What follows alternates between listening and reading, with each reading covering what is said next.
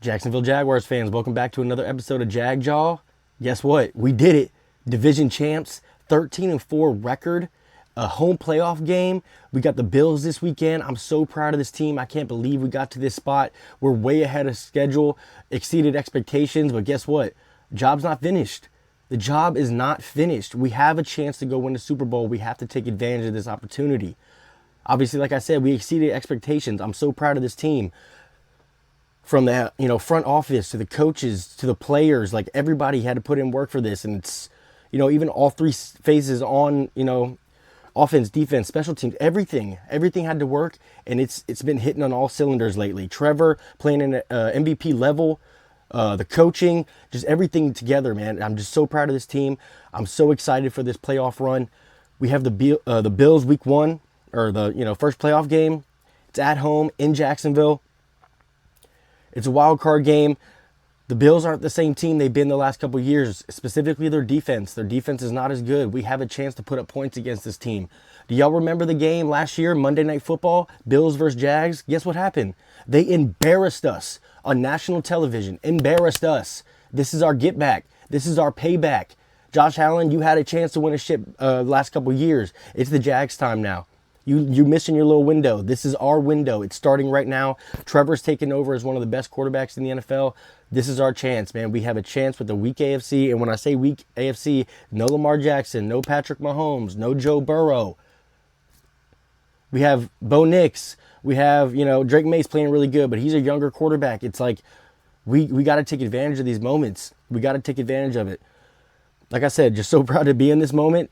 The fact that we're even talking about this right now, a 13-4 team, that's a playoff team, unbelievably proud and so happy, man. I've been a Jags fan my whole life. This is one of the best teams I've ever watched. Honestly, me personally, this is probably the best team I've ever watched of the Jags, which is not saying a lot. We've been bad for a long time. The 2017 team, Blake Bortles is not as good as Trevor Lawrence. We have better receivers now. We have better coaching now. We have a better front office now.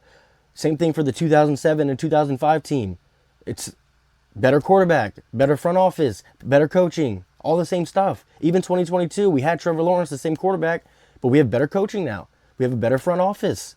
We have better receivers. We have everything, O-line, all of it matters.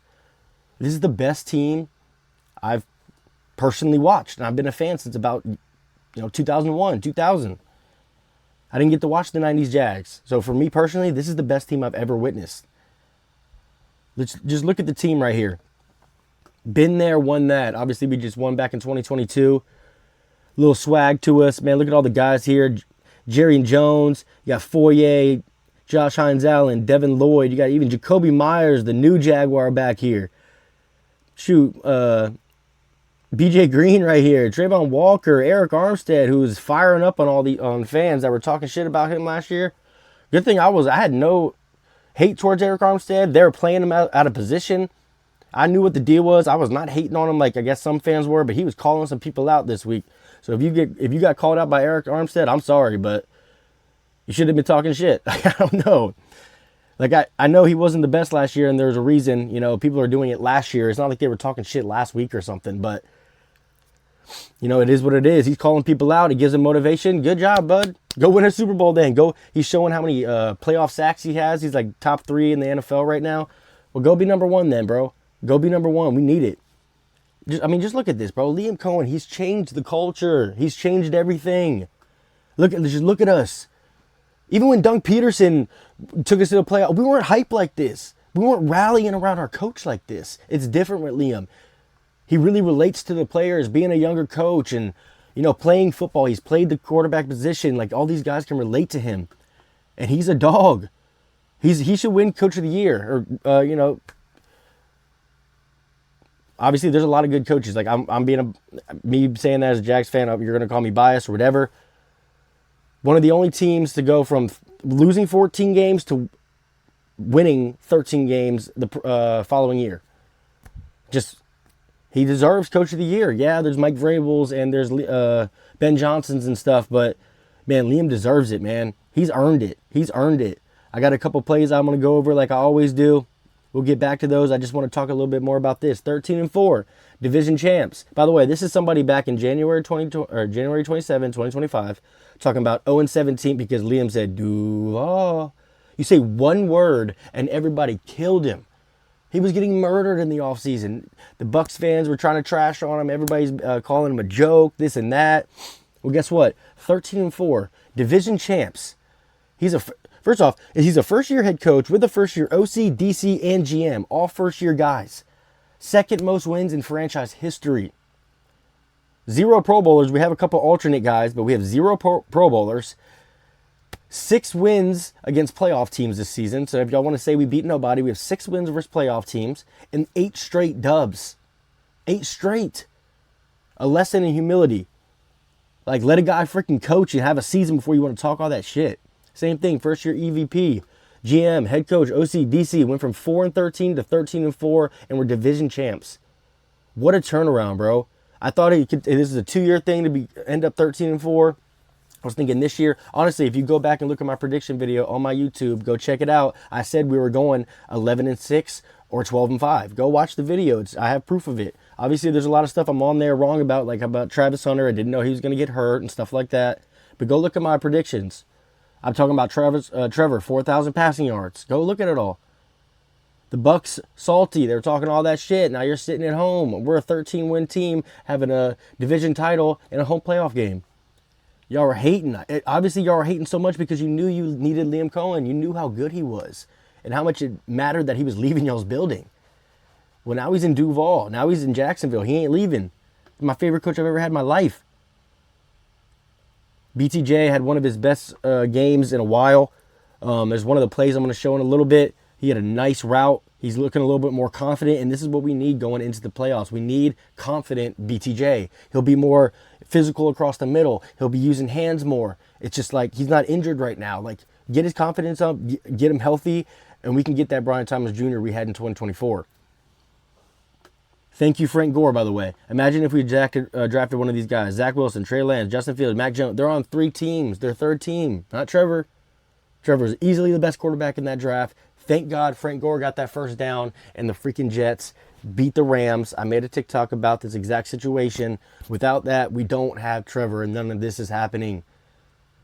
Trevor's another reason why Liam came to the Jaguars. Why James Gladstone was coming over here, because they had a quarterback sitting in place. All that stuff matters. It was setting up perfect. We had a good team. Jags are, like I said, the 2025 Patriots, which is this year, and the Jags, and the 1999 Colts, which was Peyton Manning, after his rookie year going 3-13 and then going 13-3 the following year, which everybody wants to compare Trevor to, Peyton Manning and Andrew Luck and all these guys. Well, he's the other quarterback that also did it, went from losing a lot of games, 13+ to winning 13+ the next season. And obviously Trevor was on the team last year. He was hurt the whole year. He was hurt basically, half the season. It is what it is. That wasn't on Trevor going 4-13. Let's talk about Trevor's passing. Just his stats for the season. 4,000 passing yards, 29 passing touchdowns, 359 rushing yards, 9 rushing touchdowns, 4,300 total yards, and 38 touchdowns. Pro Bowl season. At the end if he could have kept up what he was doing at the end of the year, the whole year, obviously he was learning the offense. It was the same thing I was preaching to y'all all season. Let Liam and Trevor get on the same page. Let him start learning it. Every week he's going to get smarter and smarter. He's learning more of the offense, taking more control. If he could have played like he did in the second half and the first half, Trevor's winning MVP. Like, that's how good he played in the second half. 6 total touchdown games, 0 interceptions, throwing 4 touchdowns against the Broncos. He was on a tear.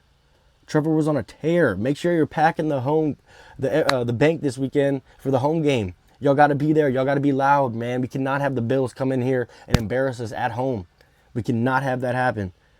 And I know y'all see this, but Jerry Jones presented Trevor with the grill, because remember he had the meme going around with Trevor with the grill and everything. Trevor was funny though. He was saying it fit like strangely weird. He's like, y'all must have been getting with my wife or something. There's something going on. Look at the vibes we have. You think we've ever had this? The locker room, lit.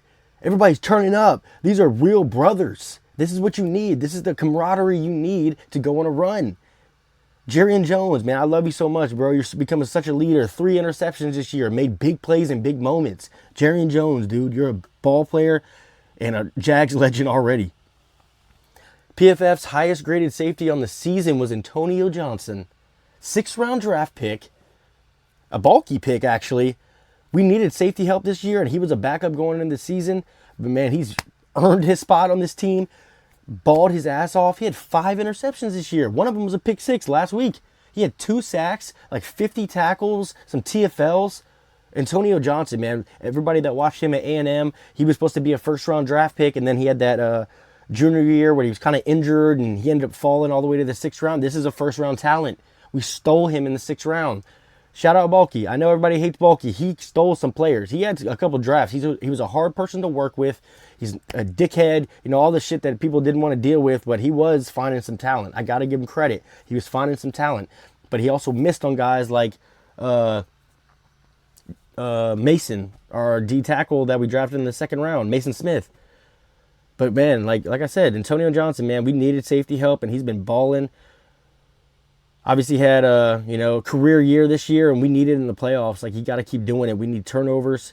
We need guys like this to continue to step up. Parker Washington, another career year, over 800 receiving yards. Like, I think he had 6 receiving touchdowns. Like, he chop wood, carry water. That's what I've been saying all year. 1-0, 1-0. It's 1 week at a time, 1 week at a time. So proud of Parker. When I started this Jagjaw stuff, obviously I've had a Twitter for the last 5 years, but when I started my TikTok, started this YouTube thing, the first thing that I went viral for and really got popping was me preaching to get Parker Washington in the game. And then Jimmy Smith, the legend, quoted me and was like, yes, I love Parker Washington. So I made a TikTok about it saying, look, even Jimmy Smith is saying we need to get Parker in the game. We need playmakers. But it turns out, Parker can't do it by himself. We needed to still trade for Jacoby Myers and guys like that. But I'm just so proud of Parker Washington for the way he played. He's become a leader on this team. He had 2 punt returns this season. Like, dude, Parker has just been, man, another Jags legend already. A 6th-round draft pick. Another steal by Balky. I have to give him credit where credit is due. 6th-round draft pick steal. There's two of them back-to-back that I just talked about. It is what it is. You got to give him credit where credit is due, regardless of him being a dickhead, hard to work with, and, reaching on certain players. He did hit on some. Cole Van Lannon just got paid, by the way. I know he got hurt at the end of last game, but he deserves that. Worth the money.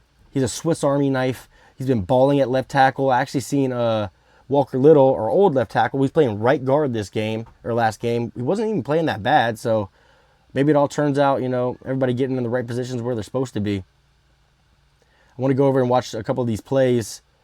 This is the route I was talking about by BTJ. Look at him bottom of the screen right here. What the hell? Why is it doing that? Right here. Ooh. There it is. Watch it again. He's going to stack. I wish y'all, if anybody played receiver, you understand. Get on top of him, stack, put your foot in the ground. He's a swim underneath. Like, he had outside leverage on him, and that's an outbreaking route. That's a hard play for a receiver. He's stacking. Boom. Put the brakes on. Swim underneath. Use all hands to catch the ball. Actually, I think he bodied that, to be honest. I wish he would use his hands more, but, man, that's a great route by BTJ. It's showing me he's confident. He still has ability. He still has the ability. We can bring it out of him. Get that confidence up. He's going to keep making plays for us. Another 6th-round draft pick. It's like our last 3 drafts, 6th-round draft picks have been hitting for us. Rayon Lane, great special teams guy all season. Look at him coming up and filling the hole on a TFL right here. This is a quick developing play. Height, getting the ball out quick. He's already there, cleaning it up. Rayon Lane, straight out of Navy. These are guys that we need to step up. It's another thing I've been preaching all year. Depth. You need it. One guy goes down, all of a sudden Rayon Lane's starting. You need guys that are going to be good when they step in the game. If you don't have good backups, if you don't have good depth, injuries will murder your team. You can't go on a run if you don't have depth. Not to mention, next year, we'll have our 2nd-round draft pick, Caleb Bransall. He hasn't played a snap this season.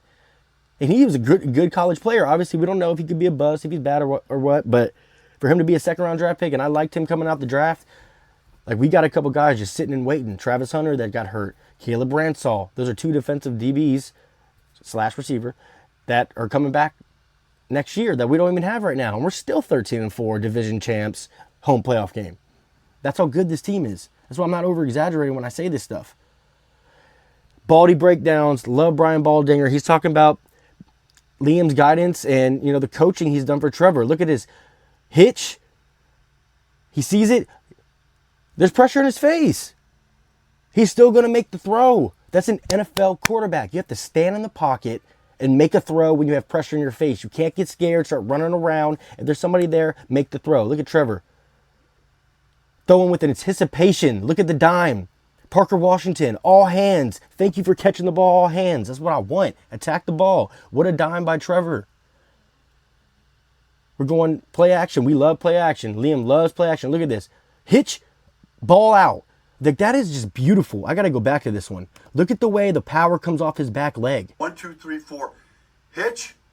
He even said it right there. Hitch. Run it back one more time. Run it back one more time. Just watch. 2, 3. Hitch, ball. The ball. He's putting his back foot on the ground, and the ball is coming out with power. That's where your power comes from. It comes from your feet, from your base. And that's why Liam switched up his footwork. He used to have right foot forward. Now he has left foot forward. I know it seems like nothing, but when you can get your footwork right and you can get that power at the top of your drop to explode out, it matters. I coach quarterbacks. We used to run these drills nonstop. Feet work. Top of the hitch, ball out. Look at Trevor. Double pump. And this is a 96 9 route with a 6 route coming across, which is a dig. It's a perfect cross opening. He's opening it up, clearing it out. He's coming across. Trevor sees he has to double hitch, throw it. Actually, that's the last play. This is the next play. Look at this. So he's getting ahead of me now. Just watch. Hitch. Actually, I can't. We'll just stay on this play. Jesus. No, screw that. We're going back. All right, because this is the 96 I'm talking about. Clears it out. Dig route underneath. The ball's right up on him immediately. Look at Parker getting loose, too. Watch Trevor. Hitch. It's not there. He pumps it. Somebody in his face. Doesn't matter. Completely dimed. His name is Trevor Lawrence. And his name is Parker Washington. That connection is the best connection we have. After that, it's probably him and Brenton Strange. But it's just like the IQ of them being on the same page all the time. It matters. Just right here. Get open in the hole. Settle it down. Trevor's going to put it on you.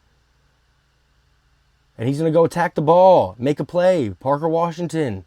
Trevor's on a tear right now. His footwork is going crazy. The timing's there. His accuracy. Remember Trevor used to be high and inaccurate for everything? He's not anymore because his footwork is right. He has his timing right with the guys. He's more confident in his throws. All that stuff, it takes time to build. When you're learning a new offense, when you're getting your footwork right, when you're switching things up, it takes a little bit of time. You can't just have the offseason. You got to have live action reps. This is why guys get in the preseason. They need those live action reps, especially at quarterback. You don't get touched at practice. He needed those reps. Look at this. Trevor, another thing everybody's trying to call him Peyton Manning, Andrew Luck, all these guys. I swear I see Trevor Lawrence making more calls at the line, adjusting stuff, seeing stuff than I've ever seen him make in his entire career. He's looking like Peyton Manning. I've been making a joke on TikTok and YouTube. I've been calling him Vic Manning for the last couple of years. It's just a joke because he has wheels and he has, the IQ of Peyton Manning, the ability of Peyton Manning. And these are plays where it shows it. Watch. He gets a guy in motion. He sees something. He's calling that out. He's talking to the line. He's talking to the receivers. We got Brenton Strange, the tight end, moving in. He's switching it up. He sees something. And then immediate ball out. It's wide open. He knew the coverage. He knew nobody would be in the flat. He's going to get it out there and make a play in a big-time moment. That's some Peyton Manning stuff. That's some high IQ stuff. And we were begging for Trevor to get his IQ up. He would do stuff like throw the ball over the line of scrimmage and do stuff like that. He's getting so much smarter at football. He's putting in work all season, I can tell. Making these adjustments. He's watching film. He's doing all the little stuff that matters to be a successful NFL quarterback. And I'm so proud of him because I knew he had it in him. He needed a real coach around him. A coach that cared. Not a coach that has a Super Bowl for another team and a statue outside their stadium. Doug Peterson, you didn't care enough. That's why you're giving the play calls to Press Taylor. I probably said this a million times. Y'all are getting annoyed by it, but it's the truth. Liam Cohen has more to prove. He hasn't won anything. He's never been a head coach. He has to get Trevor right, and he has. It's like a lot of quarterbacks don't make those adjustments. I just love Liam, and I love this team, man. This is just a quick little, review of last game. I want to go over, obviously, we saw some plays and stuff, but we'll talk more about this Bills upcoming game in the next couple of days. I'll probably drop a video on Thursday. I just wanted to talk about, clinching the division and being 13-4 and just talking about how proud I am of this team, man. Like, I love the Jacksonville Jaguars. It's my favorite thing in the whole world. Like, and for them to be finally good and this good, and I can see a future with this team. It's not like a 1 year done like we always are. It's like right when we're good, we're shitty the next season. It just always happens. This team is not going to be like that. I can see a sustained run with this team. I think we go in and beat the Bills. Like I said, they embarrassed us last year on primetime television. This is our get back. This is our get back, our payback. We need it. Let's go beat the Bills in Jacksonville. Y'all need to show up, be loud, and we need to go in the divisional round with some confidence, with another playoff win under our belt, and then we can go play the Broncos or play whoever the hell we got to play. Honestly, I hope we play the Texans. I hope we beat the Bills this week. Hope we beat the Texans in the divisional round. Hope we get our... After that, I guess the Broncos or whoever's left, but it's probably going to be, going to Denver, which we've already seen we can do. Giving us confidence we can do it again. But like they always say, one game at a time. Just one game at a time. Let's finish these Bills off. Get this victory at at home in Duval, and then we'll just keep going. It's a 4-game winning streak right now. That's what you do. You win 4 games in a row. Our record is 0-0 right now. Fuck 13-4. All that shit's done. We're 0-0 right now. 4-game winning streak. We're Super Bowl champions. We've never even made it to the Super Bowl. We got to make it, and we got to win it. We have a chance this year. We cannot fold. We got to take advantage of this. Like I've said a million times, I'm so proud of this team. I'm so unbelievably happy with the core we have, with the coaching and everything. We just got to go finish. We got to finish. Job ain't done. Same thing I said at the beginning of this video. Job ain't finished. Job ain't finished. Let's go get it done. Duval. And like I always say, go Jags.